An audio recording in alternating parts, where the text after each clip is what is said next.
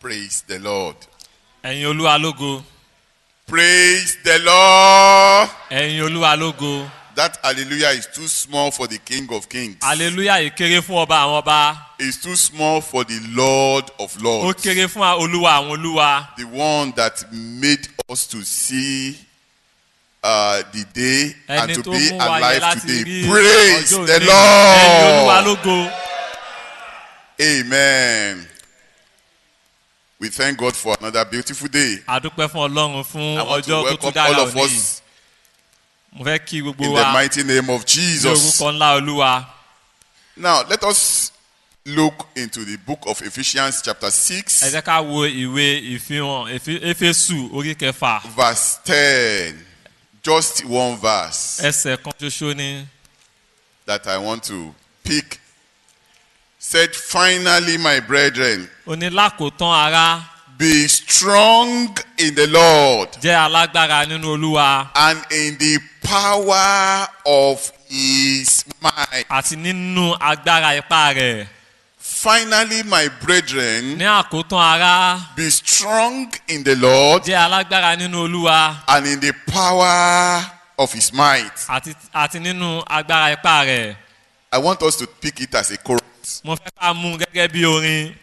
Finally, my brethren, be strong in the Lord and in the power of his might. Hallelujah. Oh, finally, my brethren, be strong in the Lord and in the power of his might. Hallelujah. Finally, my brethren, be strong in the Lord and in the power of his might. In the Lord. Finally, my brethren, be strong in the Lord and in the power of his might. Hallelujah. Oh, finally, my brethren, be strong in the Lord and in the power of his might. Praise the Lord. Ẹ̀yin lógo.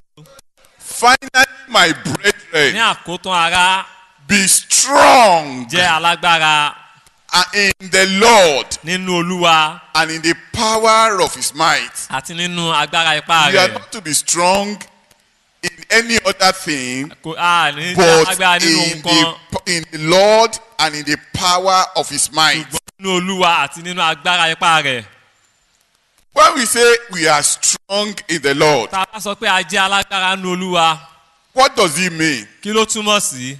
These are the things and other scriptural verses we'll be looking at shortly. Àwọn ẹsẹ̀ Bíbélì tá a tún máa wò ní kúkúrú rèé. But let us bow down our heads Ẹ jẹ́ ká tẹrí wa bá and pray. ká gbàdúrà. Father, King of glory, we thank you, we exalt your name.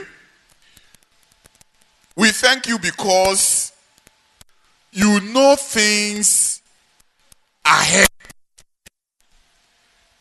And you prepare your people long before that time. You know things ahead of time. And you teach your people. You warn them, you inform them ahead of that time. Lord, for this we appreciate you.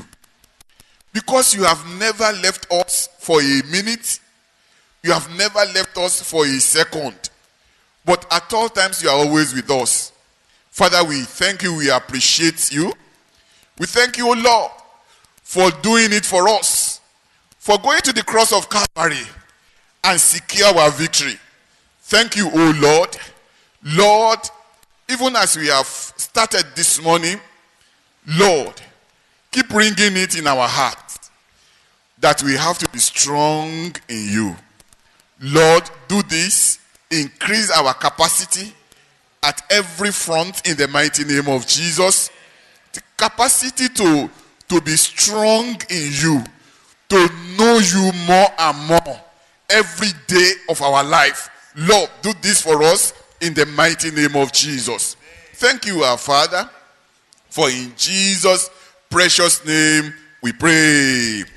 Amen. Let the people of God say, kí àwọn ènìyàn Amen. Olúwa sọ pé àmín. Finally, my brethren, Ní àkótán ara be strong in the Lord jẹ́ alágbára nínú Olúwa and in the power of his might. àti nínú agbára ipá rẹ̀. What does it mean to be strong? Kí ló túmọ̀ sí láti jẹ́ alágbára? A man can be strong physically. Ènìyàn ó lè ní agbára nínú ara He lójú might ara. be strong financially. Ó lè lágbára nínú ètò ìṣúná. He might be strong in talking. Ó lè lágbára nínú sísọ̀rọ̀. He might be strong in his profession. Ó lè lágbára nínú nǹkan tó mú ní iṣẹ́. But all these does not count. Gbogbo nǹkan yìí kọ́ ni à ń kà. What God is instructing his own children, Tolúwa ń tọ́ àwọn ọmọ rẹ̀ sí ni pé his own workers, àwọn ìránṣẹ́ rẹ̀, his own people, àwọn ènìyàn rẹ̀, is to be strong in the Lord òun ni láti Jesus. jẹ́ alágbára nínú Jésù. And it is not a wishful thinking. Kò kọ̀ kí n ṣe pé nǹkan tó kọ̀ rò. We must be strong in 4 good areas. A gbọ́dọ̀ jẹ́ alágbára nínú ọ̀nà mẹ́rin. In these 4 good areas, Nínú ọ̀nà mẹ́rin yìí, you and I must be very strong. èmi àti rẹ̀ a gbọ́dọ̀ jẹ́ alágbára. Number 1 Alákọ̀ọ́kọ́, is in the area of worship.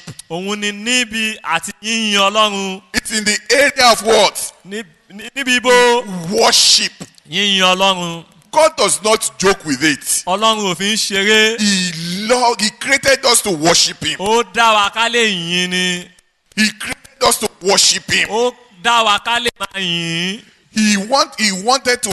He's expecting worship from us. Ó ń fẹ́ ìyìn láti ọ̀dọ̀ wa. His desire from us is to worship him. Ohun tó ń fẹ́ látọ̀dọ̀ wa ni pé láti máa yìn. We cannot give him anything that he will satisfy him. A lè fún ní nǹkan tó máa tẹ́ lọ́rùn. But the moment we worship him, Ní ìgbà tá a bá ti bẹ̀rẹ̀ sí ní yìn, as honestly speaking, he's excited. inú He's rẹ̀ máa happy. ń dùn. He removed a Ó máa ń yọ ọba.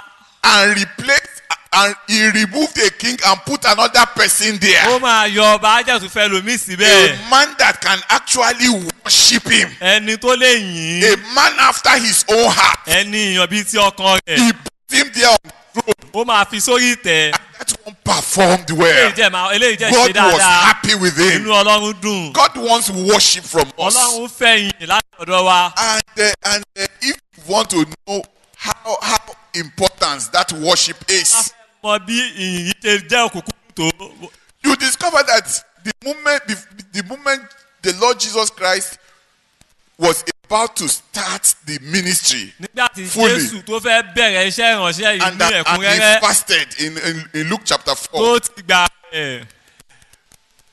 what did the devil say? Kí ni ètò sọ? Matthew chapter 4 verse 9. Mátíù orí kẹrin ẹsẹ̀ kẹsàn-án.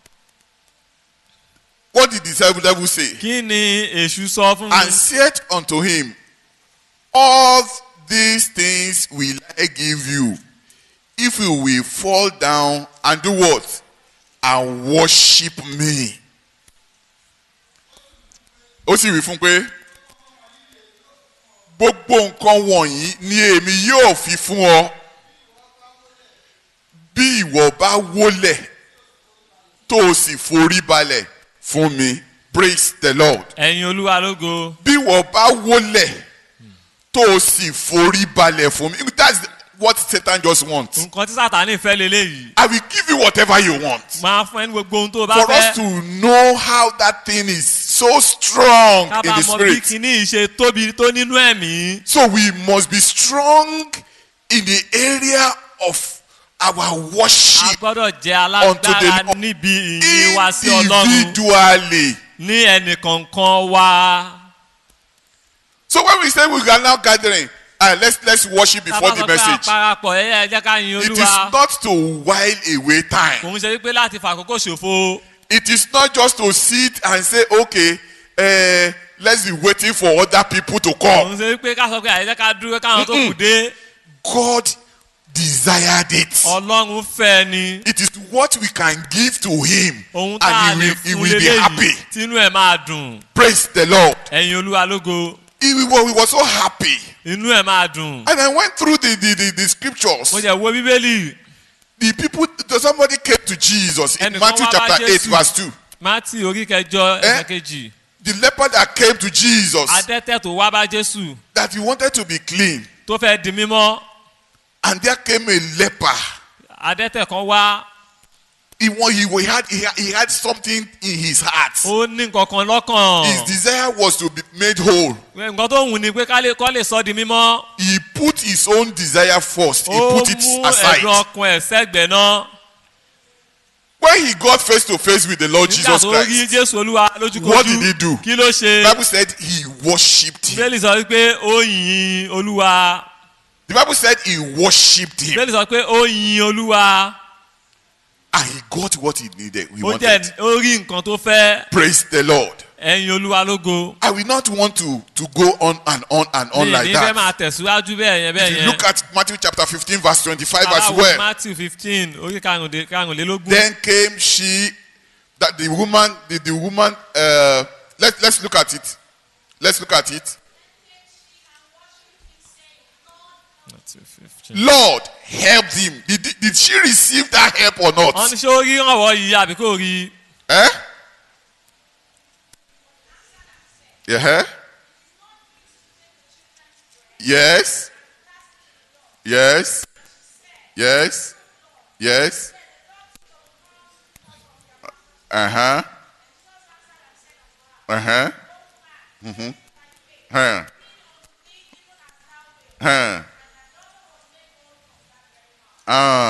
Then can you comment Jesus? Uh-huh. Okay. Thank you. You see that woman, a rí obìnrin yìí. when she worshipped the Lord, nígbà tó yin Olúwa. attention was given to her. a fiyè sí.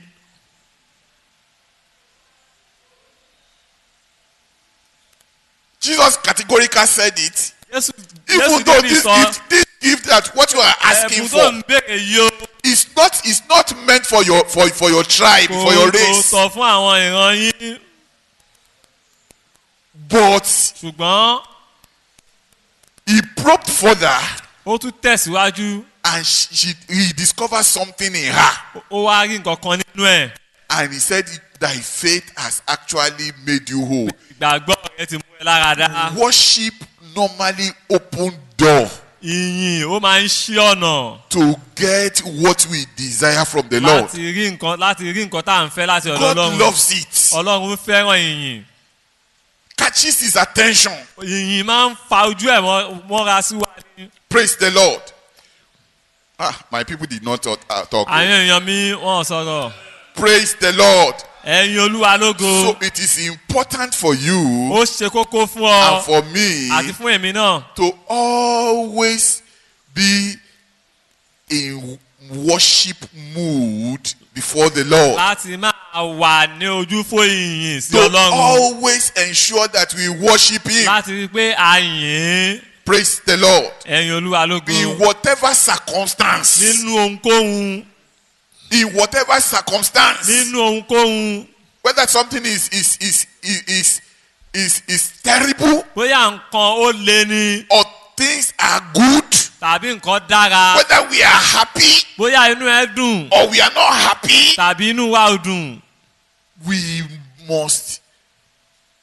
It's a must for us. ó jẹ́ nǹkan tó jẹ́ kókó fún wa. Because it is what God is looking for torí pé nǹkan tí inside of me Olúwa and ń you. wá nínú mi àti nínú rẹ leléyìí. And the Lord will help us to give him what he requires Olúwa in the yóò mighty ràn wá name of lọ́wọ́ Jesus. láti fún un ní ohun tó ń fẹ́ lọ́wọ́ wa o. Quickly, number 2 ohun kejì ní kíákíá. is in the area of service. òun ni nípa jíjọ́sìn fún ṣiṣẹ́ fún. Giving services to the Lord. láti máa ṣiṣẹ́ fún Thank Olúwa. you. Giving service unto him. láti máa ṣiṣẹ́ fún Olúwa. Whatever you know you want to, it is for the Lord. Whenever you know that this thing is for the tó Lord, bá sọ̀rọ̀ pé kíní yìí fún Olúwa ni. be strong in it to bí a do lágbára it. nínú rẹ̀ láti ṣe é. God demands it. He requires it. He loves Ọlọ́run it fẹ́, from us. Ọlọ́run fẹ́, ó ń fẹ́ látọ̀dọ̀ wa. That is the reason why you are where you are. Ìdí tó ṣe wà níbi tó wà And that nìyẹn. is the reason why he actually brought you forth from his kingdom. Ìdí tó ṣe mú ọ wá sínú ìjọba ẹ̀ rèé. Praise the Lord. Ẹ̀yin Olúwa lógo. Giving him worship is our reasonable Ó service jẹ́ ìsìn wa that tó we can tọ̀nà give unto the Lord. tá a lè fi fún Olúwa. You know, when you read Romans chapter 12 verse Tá a 1, bá ka ìwé Róòmù orí said, kejìlá I ẹsẹ̀ beseech kìíní. you therefore, brethren, by the Ó ní mercies of mo rọ̀ ní God, ará. that ye present your bodies a living sacrifice, holy, acceptable unto God, which is what? Your reasonable service. Nítorí náà mo fi ìyọ́nú Ọlọ́run bẹ̀ ẹ̀yin ará kí ẹ̀yin kí ó fi ara yín fún Ọlọ́run ní ẹbọ ààyè mímọ́ ìtẹ́wọ́gbà èyí ni iṣẹ́ ìsìn tí ó tọ̀nà. And several times, Ní ọ̀pọ̀lọpọ̀ ìgbà Paul was talking to Romans. Paul ń bá àwọn ará He Róòmù equally sọ̀rọ̀. talked to the Ó Corinthians. bá àwọn ará Kọ́ríńtì náà sọ̀rọ̀. That it is very important, your services to the Lord. Wípé iṣẹ́ ìsìn yín fún Ọlọ́run, iṣẹ́ yín sí It is the Ọlọ́run. only reasonable service you can give to Ó God. jẹ́ nǹkan tẹ́ ẹ lè fún Ọlọ́run nìyẹn. Be strong in it, Bí alágbára nínú rẹ̀ and it shall be well with you. yóò jẹ́ dára fún ọ. Praise the Lord. Ẹ̀yin Olúwa lógo. In the Old Testament, Ní májẹ̀mú láéláé. if you enter into the service of the Tó Lord, o bá ti wọnú iṣẹ́ ìsìn Ọlọ́run, no matter what happens to you, kò ní ó fi ṣe ohunkóhun tó bá tí ò bá ṣẹlẹ̀ sí ẹ. your services to Him Iṣẹ́ ìsìn rẹ fún un must not reduce by a dime. kò gbọ́dọ̀ dínkù rárá. As a matter of fact, you dare not show O it. tí ẹ gbọ́dọ̀ fi wọ̀n. God cherishes it, Ọlọ́run mú lókùnkúndùn. and He will not require less from Kò us. jẹ́ ní wá nǹkan tó kéré ju eléyìí lọ We lọ́dọ̀ are wa. not to give eye service, Kò ń ṣe wípé ká máa ṣe ojú pé kán lè rí mi. as we were warned in the book of Ephesians chapter Gẹ́gẹ́ bá a 6 ti ṣe kìlọ̀ fún wa nínú ìwé from verse Éfésù 5 orí karùn-ún and 6. àti kẹfà. Servants, be obedient unto them Ẹ that jẹ́- are your masters according to the flesh, with fear and trembling, in singleness of your heart as unto Christ, not with eye service, as men pleasers. People of the world, they do that Àwọn a ènìyàn lot, ayé máa ń ṣe léyìí. but it is not correct for a Christian. Ṣùgbọ́n kò dára tó fún onígbàgbọ́. Not with eye service, Bí ká máa ṣe kárí ni. as men pleasers, Gẹ́gẹ́ bí ẹni tó but ń wo as the ènìyàn. servant of Christ, Ṣùgbọ́n bí ìránṣẹ́ Ọlọ́run doing the will of God láti máa from ṣe the heart, ìfẹ́ Ọlọ́run láti inú ọkàn. with good will, Pẹ̀lú ìfẹ́ rere doing the service, máa ṣe iṣẹ́ ìsìn yìí. and as unto the Lord, Gẹ́gẹ́ sí bí sí Olúwa. not as unto men. Kò ń ṣe fún bí ènìyàn. So God demanded it from me and you. Ọlọ́run fẹ́ látọ̀dọ̀ mi àti ọ̀dọ̀ rẹ. You must not forget, O ò gbọ́dọ̀ gbàgbé. and you must not reduce your speed. O ò jẹ́ gbọ́dọ̀ dá eré rẹ kù. You must not reduce your capacity. O ò gbọ́dọ̀ dá okun àti ipá àti agbára tó o ní kù. You must constantly, be looking forward O to increase, gbọ́dọ̀ tẹ̀síwájú láti máa wò To láti máa increase your láti máa service dàgbà sí unto nínú him. iṣẹ́ rẹ sí Olúwa. praise the Lord. Ẹ̀yin Olúwa lógo. Finally, my brethren, be Lákòótọ́ strong. ara ẹ̀jẹ̀ alágbára. We have to be strong in these two A things. gbọ́dọ̀ jẹ́ alágbára nínú ohun méjì yìí. And the third one is in devotion. Ẹlẹ́ẹ̀kẹta òun ni ní ipa fífarajìn wa. It's in devotion.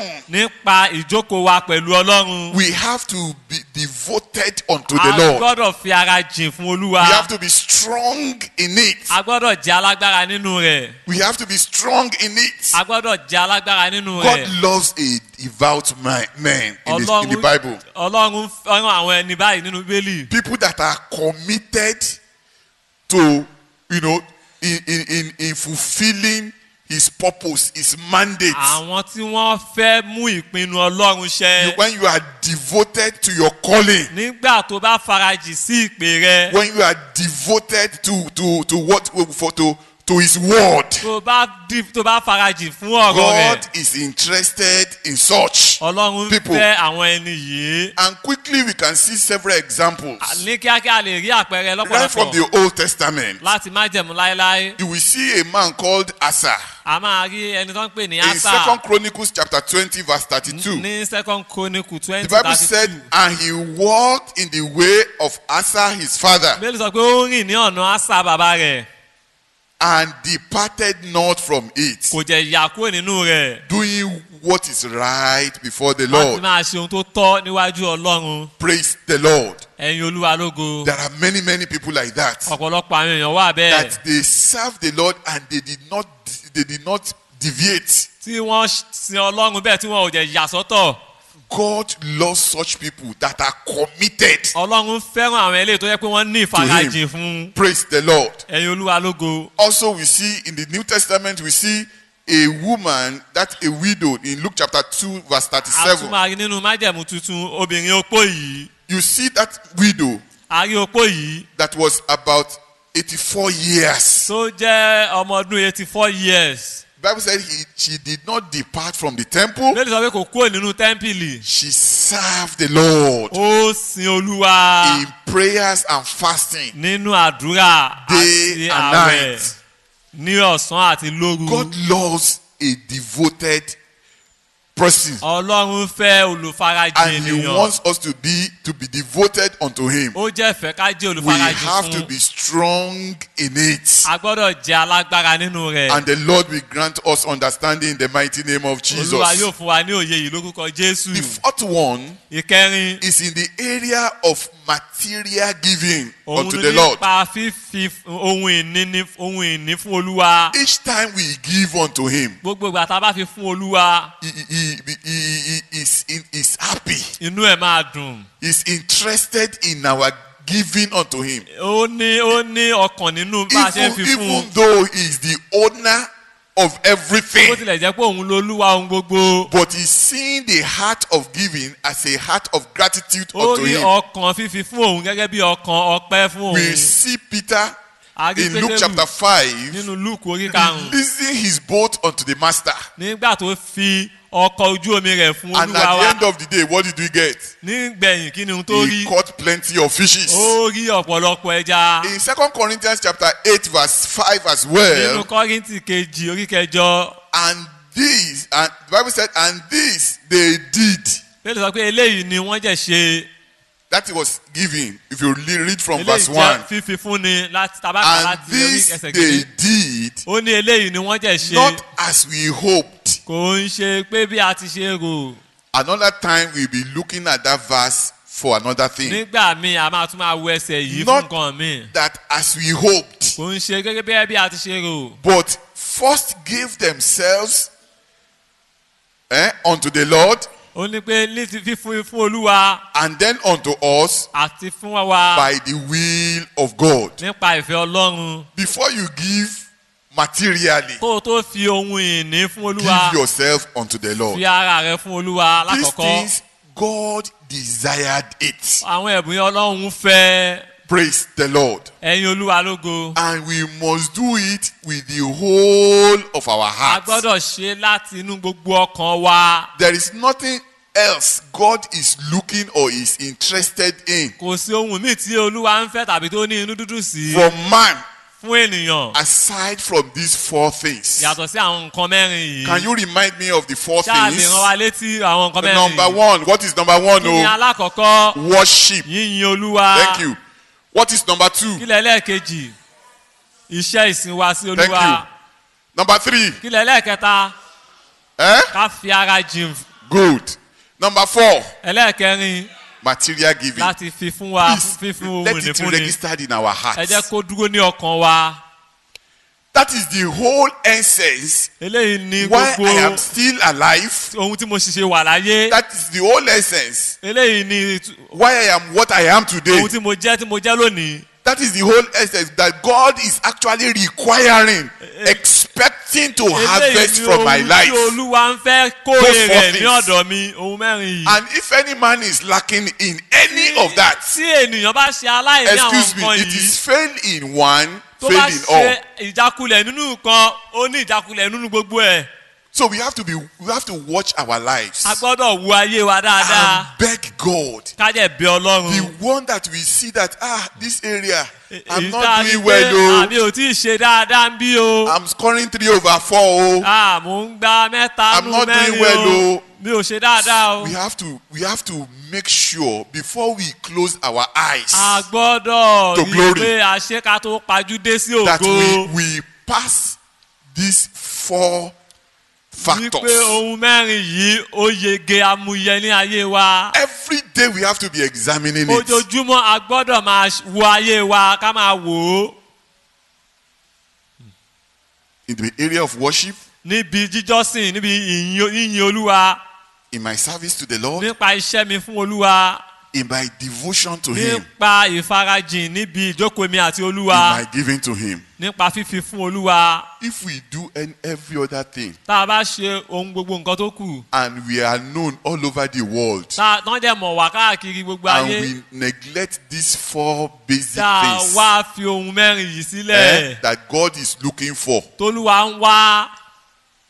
excuse me, we have not done anything. ẹ jọ̀ọ́ a ò tí ì ṣe nǹkan kan o. It is the marking scheme for every believer. ó jẹ́ ohun tá a ti fi sílélẹ̀ fún So gbogbo when we say onígbàgbọ́. be strong in the tá a Lord, bá sọ pé jẹ́ alágbára nínú olúwa it is not in one item. Oh. kò ń ṣe nínú ọ̀nà kan o. They are into 4 wọ́n folds. jẹ́ ọ̀nà mẹ́rin. And we begin to look at them every day as we wake a up. gbọ́dọ̀ máa wò dáadáa nígbà tá a bá Because me jí. and you, we can close our eyes torí and pass to glory èmi anytime. àti ìwọ a lè dojú wa ká My jẹ́ sọdá rapture sí can come ògo. today. Your rapture can ìpè come mi lè tomorrow. délé ní ìpè tí ẹ lè dé lọ́la. We must be sure that, look, this area, these 4 things, by the grace of God, I'm okay. ó gbọ́dọ̀ dá wa lójú pé ohun mẹ́rin yóò And I'm increasing ó dára mo ṣe dáadáa. every day. mo ń wò lójoojúmọ́. And the Lord will grant us understanding. olúwa yóò fún wa ní òye lórúkọ jésù. Praise the Lord. ẹ̀yin olúwa lógo. Praise the Lord. ẹ̀yin olúwa lógo. Hey, you are not answering me. àdá mi lóhùn o. I know you have heard something. mo mọ̀ pé ẹ ti gbọ́ nǹkan kan. Praise the Lord. ẹ̀yin olúwa lógo. Praise the Lord. Praise the Lord. ẹ̀yin olúwa lógo. That hallelujah is still small. Praise the hallelujah Lord. ìkéré. Yes, thank you. Thank you. ẹ ṣeun.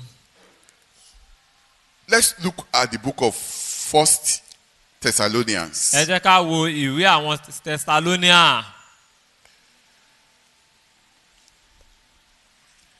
1 Thessalonians chapter 4, Tẹsalóníà orí kìíní orí kẹrin verse 13. ẹsẹ̀ kẹtàlá. Praise the Lord. Praise the Lord. ẹ̀yin olúwa lógo. But I will not have you to be ignorant, brethren, concerning them which are asleep, mi ìfẹ́ ká jẹ́ òpè nípa àwọn tí wọ́n sùn. that ye sorrow not, kí ẹ má ṣe banújẹ́. even as others which have no hope. gẹ́gẹ́ bí àwọn tí wọn ò ní ìrètí. I want to announce to us, mo fẹ́ ṣe ìfilọ̀ yìí fún wa. though not too good, lóòótọ́ kò dára tó. but when you look at the overall, ṣùgbọ́n tá a bá wo gbogbo ẹ̀. we bless God for that. a máa dúpẹ́ fún ọlọ́run fún eléyìí. During the week, láàrin ọ̀sẹ̀. okay, this is another week. ní During the ọ̀sẹ̀ last líle week, láàrin ọ̀sẹ̀ tó kọjá. we lost one of our brethren, a pàdánù ìkọ́nú àwọn ará wa. brother Enilolobo. bọ́dà ẹni lọ ló bọ̀. I know some of us must have heard, mo mọ̀ pé àwa kan ti gbọ́. but for those of us that have not heard, fún àwa tí a ò tí gbọ́.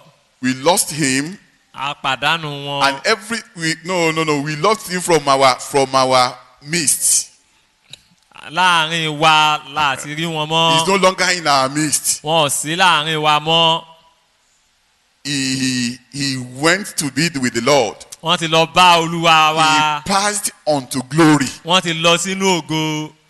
And the Bible said in that first Thessalonians chapter 4 verse Bíbélì 13, sọ nínú Tẹsalóníà yìí orí kẹrin ẹsẹ̀ kẹtàlá. he said he will not want us to be ignorant. ó ní òun ò ní fẹ́ ká jẹ́ òpè. Praise the Lord. ẹ̀yin olúwa lógo. In other words, ignorant people, àwọn òpè ènìyàn. ignorant Christians, òpè onígbàgbọ́. they will be thinking the way the world is thinking. wọ́n á máa ronú bí àwọn tó wà nínú ayé ṣe ń They will be ronú. doing the way the world is doing. wọ́n á máa ṣe bí àwọn tó wà nínú ayé ṣe ń ṣe. When people pass on to glory, tí ènìyàn bá sọdá lọ sínú ògo. they will say we have lost him. wọ́n á sọ pé a ti pàdánù rẹ̀. We don't lose anybody in faith. nínú ìgbàgbọ́ àpàdánù ẹnikẹ́ni. He passed on unto glory. wọ́n sọdá sínú ògo ni. And that place is better than here. ibẹ̀ yẹn jẹ́ dájú bí báyìí lọ. And we know our brother that left, àjẹmọ́ arákùnrin wa tó lọ. he had testimony. wọ́n ní ẹ̀rí. In fact, 3 or 4 days ago, níbi ọjọ́ mẹ́rin sẹ́yìn sí mẹ́ta.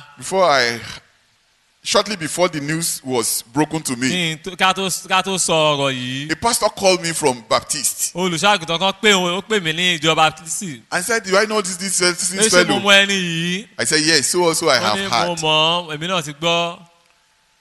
Said he's a member of our Bible Society of Nigeria. ó ní pé wà nínú ìpàdé àwọn ẹgbẹ́ I bíbélì said, wa. "Yeah, thank God for that." àdúpẹ́ fún yẹn. In the church also that we know him, nínú ìjọ tá a ti in mọ̀ our wọ́n. relations together, nínú àjọṣe wa. we see him as a brother a and he rí gẹ́gẹ́ behaves bí like a brother arákùnrin. indeed. wọ́n jẹ́ ṣe bí arákùnrin ní tòótọ́. Praise the Lord. ẹ̀yin olúwa So lógo. when a beloved passed on, nígbà tí àyànfẹ́ tó bá sọdá sí ògo.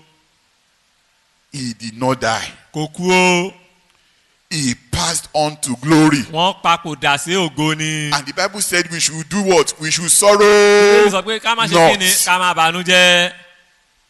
So we have the hope a that ní we are going to ìrètí see face to face bá a máa ríra lójúkojú. in the presence of the Lord Jesus Christ. níwájú Jésù olúwa And wa. all of us will be seated together gbogbo wa máa wá jọ jókòó at pọ̀. that table that day. níbi tábìlì yìí níjọ́ yẹn. He has been a devoted brother. wọ́n jẹ́ ará tó ní ìfarajìn. And we bless God for his a lè life. dúpẹ́ lọ́wọ́ Ọlọ́run fún ayé It is wọn. our own turn ó jẹ́ àkókò tiwa to báyìí ensure láti rí i pé that we also we are able to make it. àwa náà a rí i mú o. And we make it in the mighty name of a rí i Jesus. mú lórúkọ Jésù o. We must not be ignorant a gbọ́dọ̀ jẹ́ òpè concerning them that are asleep nípa àwọn tí wọ́n sùn and begin to sorrow. láti máa wá No.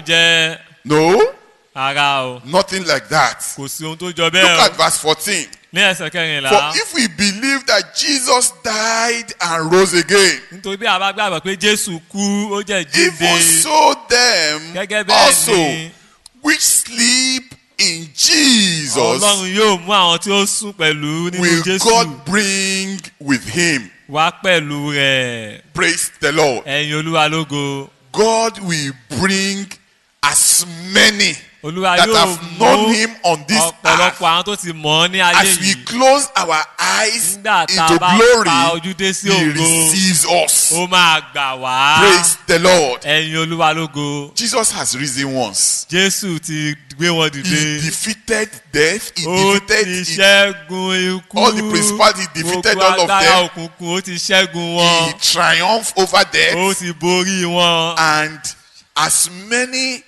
that received him, Àti Bible said, gbogbo àwọn to tí them gbà á, he gave power ó ní àwọn to ló fi become the agbára sons fún of God. láti Once di we ọmọ Ọlọ́run. enter, once we are believers, nígbà tán bá ti jó nígbàgbọ́ we don't die. kò ní kú o. We just go straight, ó kọ̀ máa and we lọ also we become sí ọ̀dọ̀ Olúwa. we become like him. àwa náà àwa dàbí rẹ̀. Praise the Lord. ẹ̀yin olúwa lógo. Believers do not die. onígbàgbọ́ ò kì í kú o. That is the simple instruction that the Lord is passing in ìtọ́sọ́nà kékeré 13 and 14. bíbélì ń sọ nínú orí ẹsẹ̀ kẹta láti kẹrin láì níyẹn o. So verse 15 said, "For this we also say unto you by the word of the Lord, that we which are alive and remain unto the coming of the Lord shall not prevent them which are asleep. For the Lord himself shall descend from heaven with a shout and with the voice of archangel and with the trump of God, and the dead in Christ shall rise first.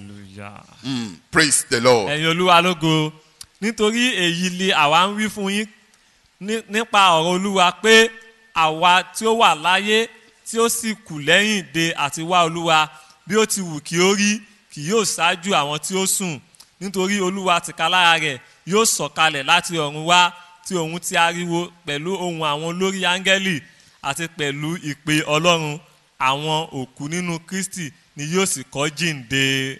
So, brethren, let us be strong in this word of God. ẹ̀yin ará ẹ jẹ́ ká jẹ́ alágbára nínú ọ̀rọ̀ ọlọ́run yìí. Let us believe what the word of God ẹ says jẹ́ ká gba nǹkan tí ọ̀rọ̀ ọlọ́run sọ gbọ́. and live by it, ká jẹ́ gbégbèsè ayé wa ń pa ẹ̀. and rejoice that we have hope. ká jẹ́ máa yọ̀ pé a ní ìrètí. Believers don't die. onígbàgbọ́ kì í kú o. Believers only sleep. onígbàgbọ́ ó kàn máa ń sùn ni. And we will be raised up again ó jẹ́ máa at the jíǹde last day. ní ọjọ́ ìkẹyìn. Praise the Lord. ẹ̀yin olúwa lógo. Praise the Lord. ẹ̀yin olúwa lógo. And we are not in any way going to disturb them. lọ́nà kanà a ò ní And of course, they will also not disturb us. a ò ní dá wọn dúró a ò ní So dí wọn lọ́wọ́ before we ọ̀jẹ̀ ní close tí àwọn our lọ́wọ́ eyes in sleep, ká tó pajúdé ká tó sùn. are we making that requirement God is making? ṣáà ṣe àwọn nǹkan tí olúwa ń sọ yìí. What God is demanding from every life? kí ni olúwa ń béèrè ní ọwọ́ ìgbésí ayé kọ̀ọ̀kan. In the book of Ephesians chapter 1 verse 4, nínú ìwé Éfésù. said according, Ephesians chapter 1 verse 4, please give me. orí kìíní ẹsẹ̀ kẹrin. According as he has chosen us in him gẹ́gẹ́ bí ó ti yàn wá nínú rẹ̀. before the foundation of the world, láti ìpìlẹ̀ṣẹ̀ ayé. that we should be holy ká jẹ́ mímọ́ and without blame láì ní àbàwọ́n. before him in love. ní iwájú rẹ̀. We should be holy ká jẹ́ mímọ́. and be blameless ká jẹ́ aláìlábàwọ́n. before him ní iwájú rẹ̀. in love. nínú ìfẹ́. Excuse me, before I close my eyes, ẹ̀yin ará kí n tó pajú mi dé. before you close your kó eyes, tó pajú rẹ̀ dé. before my time comes up, kí àkókò mi kó tó pé. God is demanding. God's ọlọ́run demand. béèrè. We must fulfill it a gbọ́dọ̀ mú gbogbo nǹkan ìwá sí ìmúṣẹ if we o. must sleep well. tá a bá fẹ́ gbé ìgbẹ̀yìn tó dára o. If we must sleep well, ní tá a bá fẹ́ sùn dáadáa o. we must be able to meet God's demand. a gbọ́dọ̀ mú àwọn àmúyẹ olúwa iṣẹ́ o. Be blameless before him jẹ́ aláìlábàwọ́n níwájú in rẹ̀. the area of your worship. nípa ìyìn rẹ Be sí. blameless jẹ́ aláìlábàwọ́n. in the area of your service unto him. nípa iṣẹ́ ìsìn rẹ sí. Be blameless jẹ́ aláìlábàwọ́n. in the areas of devotion to him. nípa fífarajìn rẹ pẹ̀lú Be rẹ̀. blameless jẹ́ aláìlábàwọ́n. in the area of giving to him. nípa fífi fún un. And you know that one has a clause. ṣé a mọ̀ pé eléyìí ó tún ní ẹsẹ̀ kan. When you give to him, tá a bá fi fún un. your life also must be fully involved in your giving. ìgbésí ayé rẹ gangan ayé rẹ gangan gbọ́dọ̀ wà nínú ẹ̀ bó ti ṣe ń Because fi you fún first yẹn. give your life nítorí pé ayé rẹ ló kọ́kọ́ máa fi fún un. before he can receive your kó gifts. tó lè gba ọrẹ rẹ o. If you don't give your life, tó o bá fi ayé rẹ fún un. no matter the amount, kò níye ohun tó o fẹ́ fún he o. does not count in his presence. kò ní fi ṣe ní ojú rẹ o. These are the basic truths of àwọn life. òtítọ́ ọ̀rọ̀ lélẹ́yìí o. And we must dutifully follow it. a gbọ́dọ̀ tẹ̀lé. And it shall be well with our soul. yóò jẹ́ dára fún ọkàn wa. Let us bow down our ẹ heads jẹ́ ká tẹríba bá to ká pray. gbàdúrà. Let us bow down our heads to pray. ẹ jẹ́ ká tẹríba bá ká gbàdúrà. I want you to consider mo fẹ́ kó o rò your ó. own life. ìgbésí ayé rẹ. Think very well. rò ó dáadáa. Before I sleep, kí n tó sùn. sincerely speaking, everything that happens to our brother was in a jiffy. gbogbo ohun tó ṣẹlẹ̀ sínú ara wa hàn ó jẹ́ Everything was kàyéfì. under 15 minutes. ó jẹ́ or ní less. kíákíá ni ní kíá kọ́mọ́kọ́mọ́ ni. As I had, though, everything was under 10 minutes. bí mo ṣe gbọ́ bí ìṣẹ́jú mẹ́wàá So God is giving us opportunity. olúwa ń fún wa láǹfààní Beloved, ẹ̀yin ará it will not be correct. kò It ní will not be nice dára at tó all. o, kò ní dára tó o. If brethren will be thinking you are in the bosom of, táwọn ará bá Of our gbogbo ya Father. wà ní ìgbà ayé olúwa and there they say there is no room for you, tó bá sọ pé a kò sáyè fún ọ it will not be good. kò ní dára tó o. It will not be good after laboring on earth. lẹ́yìn tó ti ṣe làálàá And láyé God will be saying, no, I found something in your I found you wanting in olúwa this sọ pé area. mo rí nǹkan kan nínú ayé rẹ It will not be kò good. ní dára tó o. Let us make amends now. ẹ jẹ́ ká ṣàtúnṣe báyìí And the Lord will grant you understanding. olúwa yóò fún ọ ní òye That sleep, ohun tá à ń sọ it yìí does not announce. kò kí ń sọ fún yàn tẹ́lẹ̀ o It's an unannounced sleep. ó jẹ́ ohun tó hàn kí ń sọ fún yàn ni o A professor, ẹni tó jẹ́ ọ̀jọ̀gbọ́n just this Saturday, ní ọjọ́ sátidé I yìí read it in the Punch. mo kà á nínú ìwé He pọ́ńṣì has bagged several degrees. ó ti gba ọ̀pọ̀lọpọ̀ As a ọ̀jọ̀gbọ́n matter of ọ̀jọ̀gbọ́n fact, níwèé he was one of the he was 336. He was in 336 place ó wà ní out of ìpele tó pọ̀ yìí 6,000 professors. nínú àwọn ọ̀jọ̀gbọ́n tó pọ̀ òun náà wà nínú àwọn None. tó lágbára nínú wọn In that field, industrial chemistry. àwa wò nínú ìpele He has tiẹ̀ bagged yìí several awards. ó ti gba Internationally, àwọn àmì they know him. ẹ̀yẹ dáradára gan They know him internationally. wọ́n mọ̀ gan Everywhere. káàkiri ní gbogbo bí He slept. ó sùn He did not wake up. kò jẹ̀ jí That sleep caught him. ohun yẹn mu Everything. gbogbo ẹ̀ If he does not know Christ, yóò bá ti mọ Jésù if he has not given his life to yóò bá Christ, ti fàyè rẹ̀ fún Jésù that one is no longer sleep. èyí ẹ̀ ń ṣe ohun o Permanent sleep is death. ohun ayérayé pátápátá ikú ni o He will open his eyes onto the other side. á ṣí ojú rẹ̀ báyìí sí ẹ̀gbẹ́ tó kù ni o Let us make amends now ẹ that jẹ́ we ká have ṣe time. àtúnṣe nísinsìnyí nígbà tá a ní àyè Now that we have time, nígbà tá a ní àyè it is important for you. ó ṣe kókó fún ọ Now that we have time, nígbà tá a ní àyè talk to God. ẹ bá Olúwa sọ̀rọ̀ Talk to God. ẹ bá Olúwa sọ̀rọ̀ Speak unto him, ẹ bá a sọ̀rọ̀ and we will hear your heart á cry. jẹ́ gbóhùn rẹ. Let us begin to round up our prayers. ẹ jẹ́ ká bẹ̀rẹ̀ sí ni mú àdúrà wa wá sí ìparí In Jesus' name we pray. ní orúkọ Jésù ní a gba àdúrà. Our dear Heavenly Father, we give you thanks. The word says, in everything, we should give you thanks. Father, we give you thanks. As a church, we give you thanks. As an individual, Father, we give you thanks. Please accept our thanks in Jesus' name. We thank you for the life of our brother that whose departure was announced to us. Indeed, according to our testimony, we are certain that is at your bosom. We thank you for his life. We thank you for his service before his departure. We thank you for the family, friends, and brethren that he left behind. Blessed be your name, Father, in the name of the Lord Jesus Christ. We are committing the family he has left behind unto you, Father. Please watch over them. Be their refuge and their fortress. Provide for their needs at all times. By